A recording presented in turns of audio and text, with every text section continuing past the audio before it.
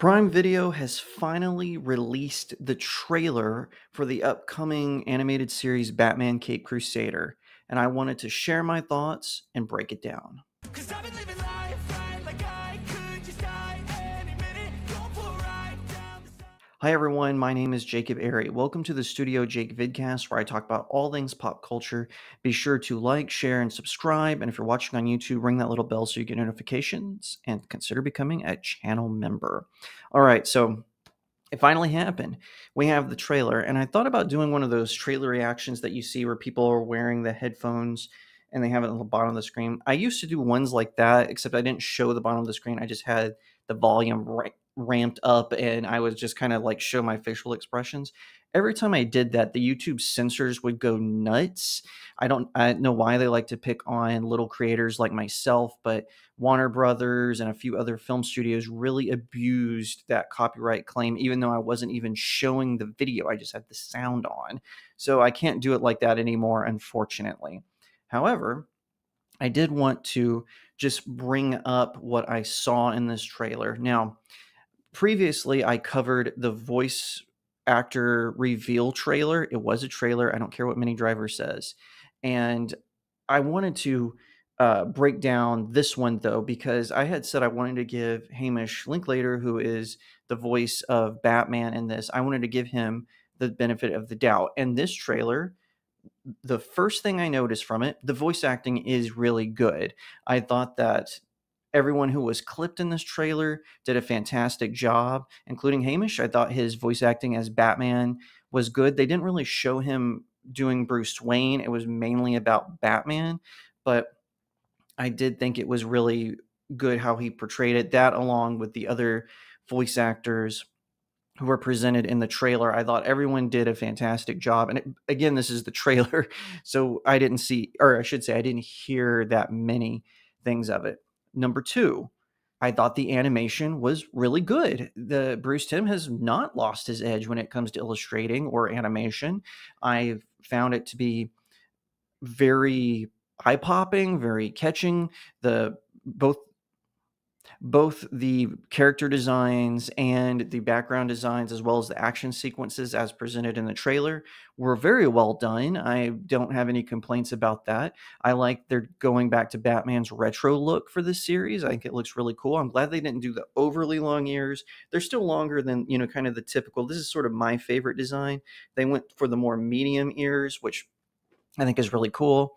As you can see from my Batman McFarlane toy thing, I tend to like the one that's from Batman the Animated Series, where it's kind of in between small and medium. I don't know what that would be called. Small, medium? I don't care. Anyway, the third thing is a concern. J.J. Abrams' involvement. I was kind of hoping, after the poor fan reaction to some of J.J. Abrams' announcements, that he would not be involved in this project, and maybe he's not anymore. J.J. Abrams is not a good director anymore. He's lost his edge. Some of his early stuff was pretty good. He's a decent producer, but as far as directing, too many mystery boxes. So that is a concern for me. He's also bought into the whole woke ideology and spreading propaganda through animated shows or even live action films. So this does concern me. And also, it's airing on Prime Video.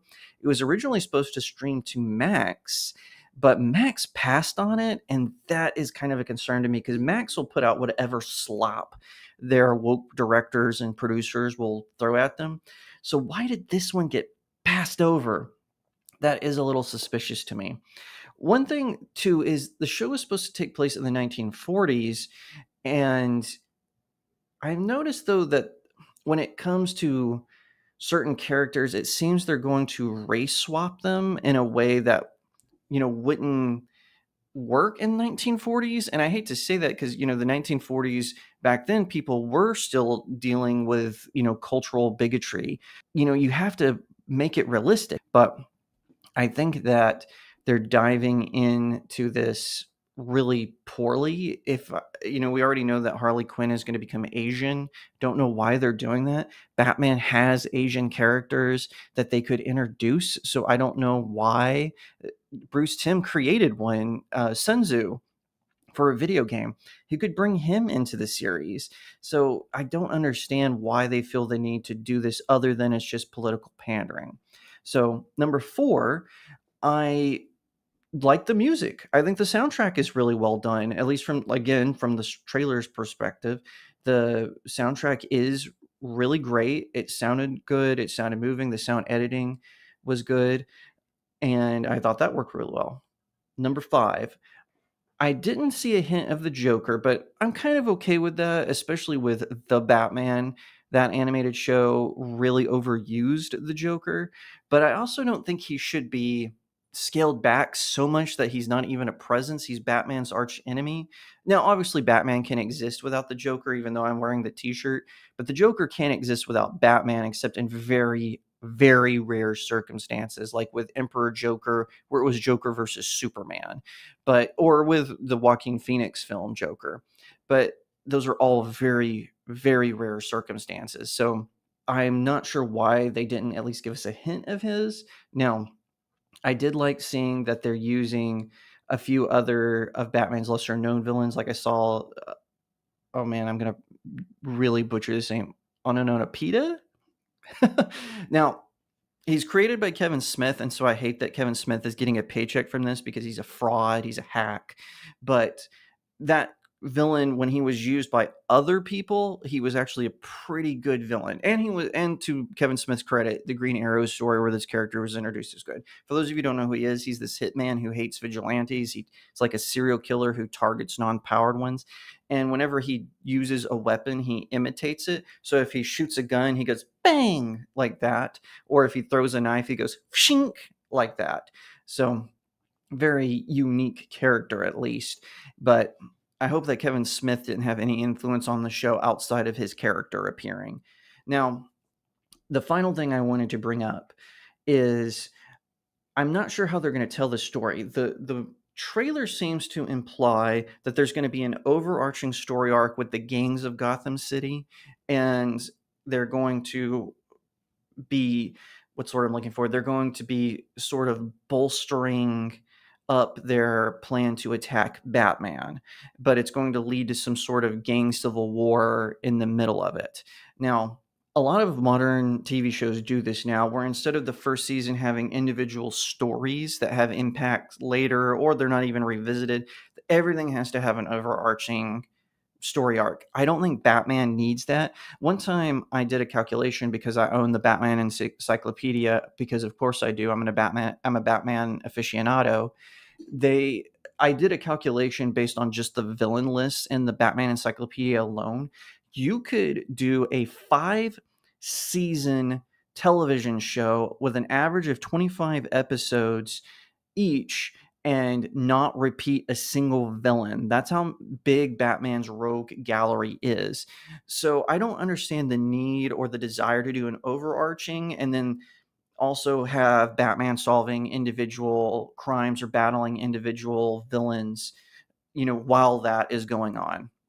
That being said, I'm thinking that the series does look decent. I'm not prepared to say I'm going to like it, but right now the pros are slightly outweighing the cons. I'd say right now it's 60 pro, 40 con. I'm willing to give the benefit of the doubt for a couple of reasons. Bruce Timm is involved, and yes, he bought into the whole race swapping of Harley Quinn and making her disconnected from the Joker and all this nonsense, but he is still a talented animator and storyteller. Two, like I said, I'm glad they're exploring villains outside of Batman's basic rogues gallery. So I hope that we'll see that connected more. I would like to see that connected more. And three, just the aesthetics are really good. The animation, the music, the voice acting, those things really popped. Now, I'm going to be cautiously optimistic. And I'm not going to fully endorse it. I'm not going to say jump up and down and get excited for it. But I am needy for some Batman content, for some good Batman content. I'm not on this train that says, why are they making so much Batman stuff? Or why are they making so much Spider-Man stuff? Because those characters are cool. That's why they do that. Oh my gosh. I'm so tired of people saying that. Just let us enjoy it. So hopefully we can enjoy it, depending on whether Amazon and Bruce Timm drops the ball on this or not. We'll just have to wait and see, but I am cautiously optimistic for the series. Basically, I have this feeling that overall it's going to be good, and small things per episode are going to annoy me. That has happened to other shows that I like in the past, where the overall show will be good, but then small things will bother me. Kind of like WandaVision. I really liked WandaVision, but there was just a lot of, I don't want to say nitpicky things. They were big problems with the show, and especially the conclusion of the show that I had problems with. But I still overall enjoyed the show way more than any of the other Marvel Disney Plus shows that they've done. So I'm hoping that'll be the case with Batman Caped Crusader. I'm hoping that as I go into the show, I can still enjoy it. Either way, I plan on giving you a good, solid, honest review of it when it finally premieres in August. If you like that video, be sure to give it a thumbs up, that being a like, share it out to all your friends, leave me a comment, tell me what you think, and subscribe. Also, if you're watching on YouTube, consider becoming a channel member. You get all kinds of perks, including emoticons. I release a first look members only video. I'm going to do a whole lot of other stuff for channel members in the near future. Not to mention, you can ring that little bell to get notifications when I drop a new video. Of course, you don't have to do that if you're a channel member. Now, if you're watching from even YouTube, but also Rumble, BitChute, or Odyssey, and you're like, I want to support you, but I don't like big tech. No worries. Click on my locals community. The link is in the description. You can support me there by sending me tips or by becoming a monthly member. I would greatly appreciate it. It's how you can support small creators, small indie creators like myself.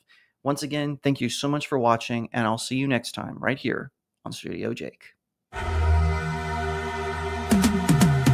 Cause I've been living life right like I could just die any minute. Going for a ride down the side, PCH, country limit. I don't need a guide.